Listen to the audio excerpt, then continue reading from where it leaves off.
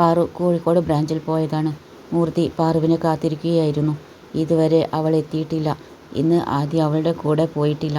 അവൻ്റെ ജോലി തിരക്ക് തന്നെ കാരണം. പിന്നെ ഇപ്പോൾ രവിയുടെ ശല്യവുമില്ലല്ലോ. കൂടെ വെൽ ട്രെയിൻഡായ ബോഡി ഗാർഡുകളുമുണ്ട്. വൈകുന്നേരം 4 മണിയായി. പാറു ഫയലുമെടുത്ത് ഇറങ്ങി. ലേഡി ഗാർഡ് ഫയൽ വാങ്ങി പിടിച്ചു. അവൾ ക്യാബിൻ പൂട്ടി. മാഡം നാളെ ഉണ്ടാവുമോ? മാനേജർ ശ്യാം മോഹൻ ചോദിച്ചു. നോക്കട്ടെ, പാറു പറഞ്ഞു. അവളെ എല്ലാവർക്കും വളരെയധികം ഇഷ്ടമായിരുന്നു. അവളുടെ സൗമ്യമായതും ഫ്രണ്ട്ലി ടൈപ്പുമായ പെരുമാറ്റം എല്ലാവരും ഇഷ്ടപ്പെട്ടു. ഏതെങ്കിലും തെറ്റ് കണ്ടാൽ അത് അവൾ സൗമ്യമായി പറഞ്ഞ് മനസ്സിലാക്കി കൊടുക്കും. അവൾ ഓഫീസിന് പുറത്തേക്കിറങ്ങി. ലേഡി ഗാർഡ് ഡോർ തുറന്നു കൊടുത്തു.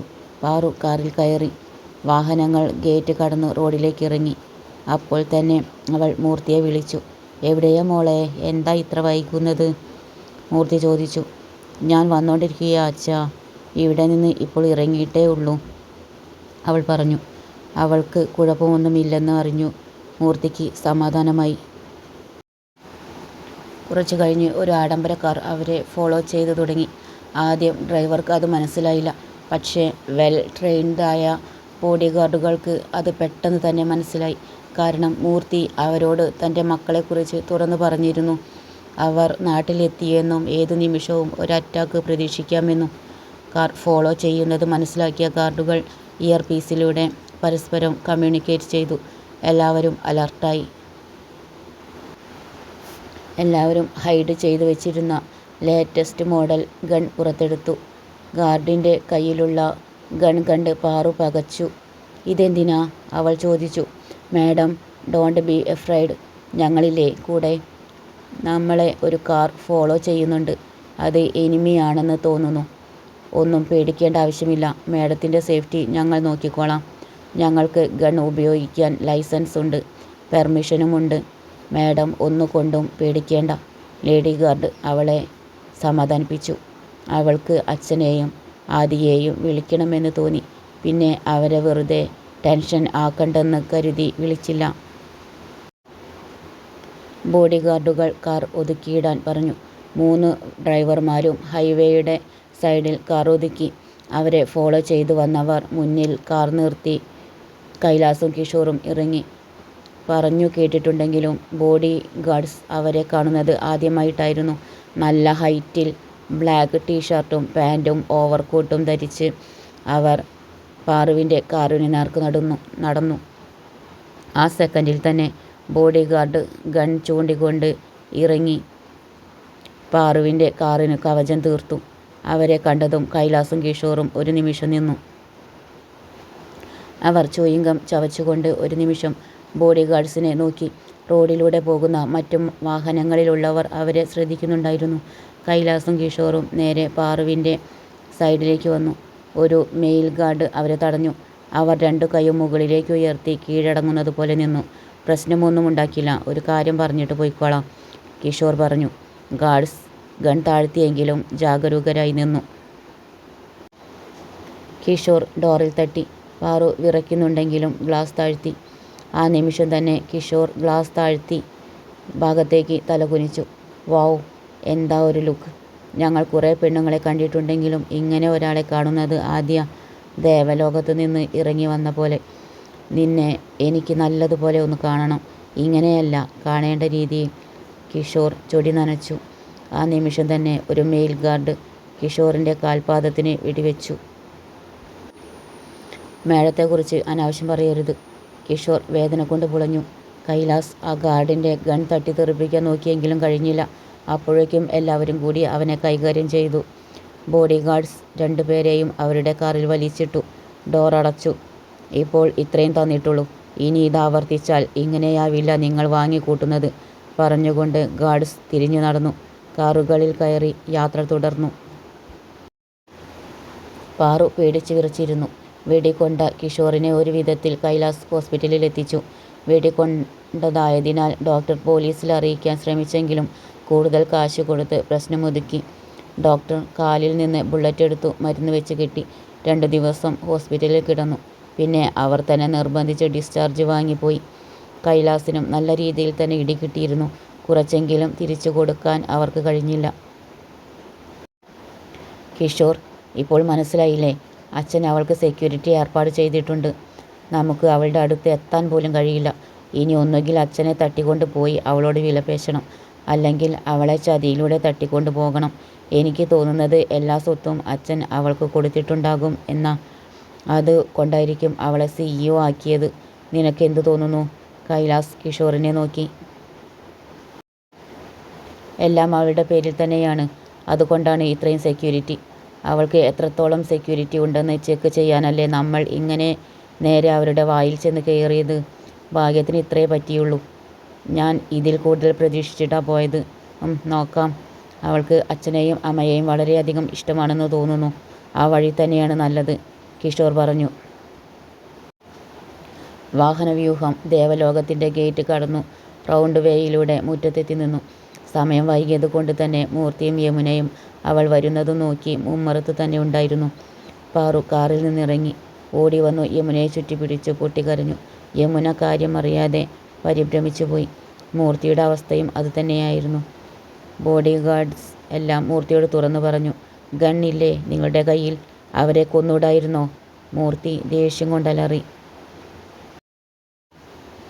യമുന പാറുവിനെ ചുറ്റിപ്പിടിച്ച് സമാധാനിപ്പിച്ചുകൊണ്ട് നടന്നു അവളുടെ റൂമിലേക്ക്.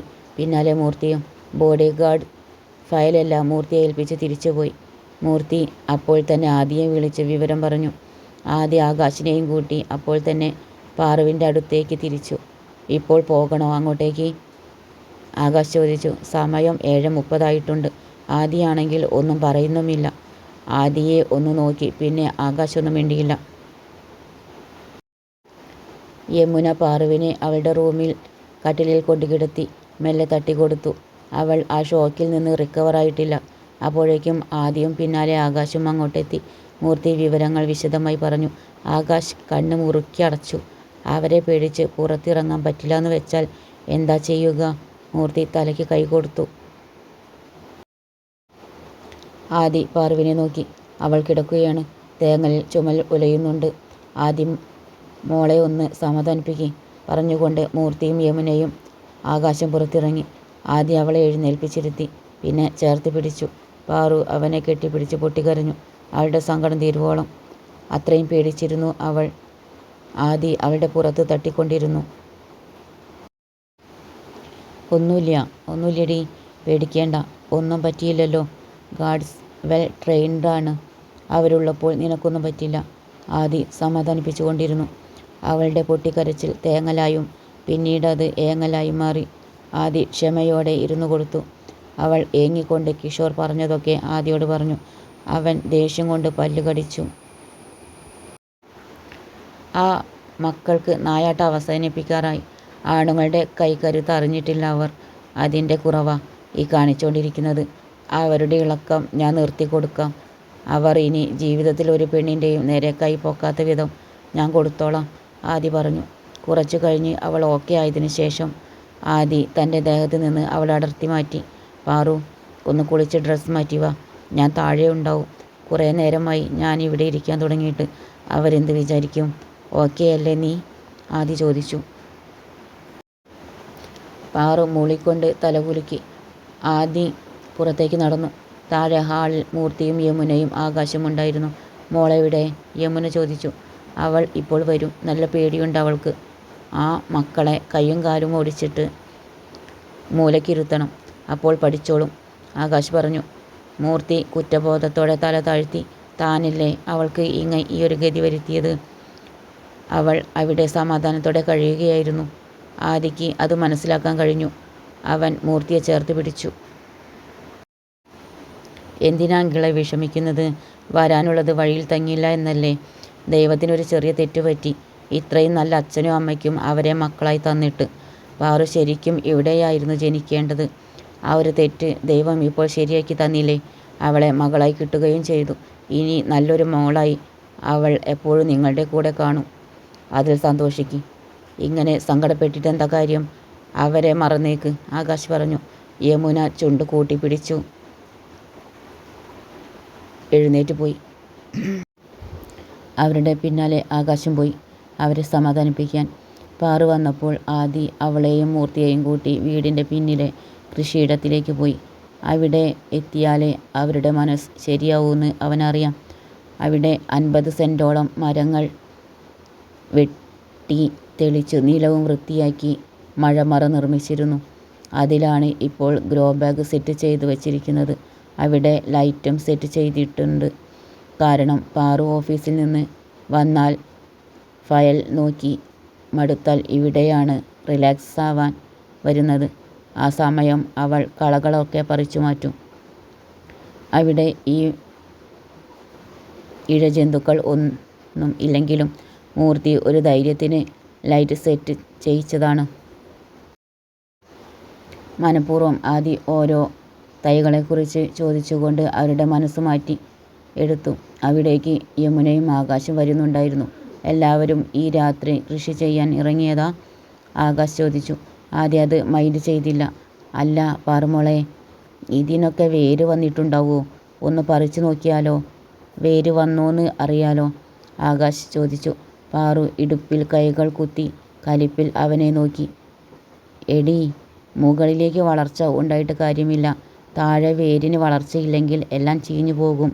2 നേരം നനച്ചു കൊടുക്കുന്നതാ, അതോർമ്മ വേണം. അതുകൊണ്ട് ഇടയ്ക്കിടെ പറിച്ചു നോക്കണം വേര് വളരുന്നുണ്ടോന്ന്, ആകാശ് പറഞ്ഞു. മൂർത്തിയും യമുനയും ചിരിച്ചുപോയി. അത് തൊട്ടാൽ നിങ്ങളെ ഞാൻ കൊല്ലും, പാറു പറഞ്ഞു. ഓ, എന്നാ വേണ്ട. എന്നാലും എന്നെ കൊല്ലുമെന്ന് പറഞ്ഞില്ലേ? ഞാൻ എൻ്റെ സ്വന്തം പെങ്ങളായി കണ്ടിട്ട് എനിക്ക് ഇങ്ങനെ തന്നെ കിട്ടണം. ആകാശ് മൂക്ക് ചീറ്റി ആദിയുടെ ഷർട്ടിൽ തുടച്ചു. ആദി കലിപ്പോടെ അവനെ നോക്കി. അത് കണ്ട് ആകാശ് ഒന്ന് നീങ്ങി നിന്നു. കുറച്ചു കഴിഞ്ഞ് എല്ലാവരും വീട്ടിലേക്ക് തിരിച്ചുപോയി. അപ്പോഴേക്കും എല്ലാവരുടെ മനസ്സും ഒന്ന് ഓക്കെ ആയിരുന്നു. പിന്നീട് അവർ വിവാഹത്തിൻ്റെ കാര്യങ്ങൾ ചർച്ച ചെയ്തു. വിളിക്കാനുള്ളവരെ ഒക്കെ വിളിച്ചു. ഇനി വീടിൻ്റെ അടുത്തുള്ളവരെ മാത്രമേ വിളിക്കാനുള്ളൂ. അതിന് അടുത്തുള്ള ഒരാളെ ഏൽപ്പിക്കാമെന്ന് തീരുമാനിച്ചു. വരുന്ന ഞായറാഴ്ച ഡ്രസ്സും ആഭരണങ്ങളും എടുക്കാമെന്ന് തീരുമാനമെടുത്തു. രാത്രി ഫുഡ് കഴിച്ചിട്ടാണ് ആദ്യം ആകാശം പോയത്. കുറച്ചു നേരം പാറു ഫയൽ നോക്കാനിരുന്നു. ഒറ്റയ്ക്ക് കിടക്കാൻ അവൾക്ക് പേടിയായിരുന്നു. അത് മനസ്സിലാക്കി യമുനയും മൂർത്തിയും അവളുടെ റൂമിൽ കിടന്നു. യമുന അവളുടെ കൂടെ കട്ടിലിലും മൂർത്തി നീളം കൂടിയ വീതിയുള്ള സോഫയിലും. അവൾ ഉറങ്ങിക്കഴിഞ്ഞു. മൂർത്തി എഴുന്നേറ്റ് അവളുടെ അടുത്തിരുന്നു. അവളുടെ തലയിൽ തലോടിക്കൊണ്ടിരുന്നു. യമുന ഉണർന്നു കിടക്കുകയായിരുന്നു. അവർക്കറിയാം അദ്ദേഹത്തിന് സോഫയിൽ കിടന്നാൽ ഉറക്കം ശരിയാകില്ലെന്ന്. പാറുവിന് നാളെ തന്നെ ഗൺ ഉപയോഗിക്കാനുള്ള ലൈസൻസിന് അപേക്ഷിക്കണമെന്ന് മൂർത്തി തീരുമാനിച്ചു. ഇനി അത് വെച്ച് നീട്ടണ്ട. പിറ്റേന്ന് ആദി കൈലാസിനെയും കിഷോറിനെയും പറ്റി ഒരന്വേഷണം നടത്തി. സിറ്റിയിൽ വാടകയ്ക്കെടുത്ത ഒരു ആഡംബര വില്ലയിൽ അവർ ഉണ്ടെന്ന് അറിവ് കിട്ടി. അവരെ വാച്ച് ചെയ്യാൻ ആദി ഒരാളെ ഏർപ്പാടാക്കി.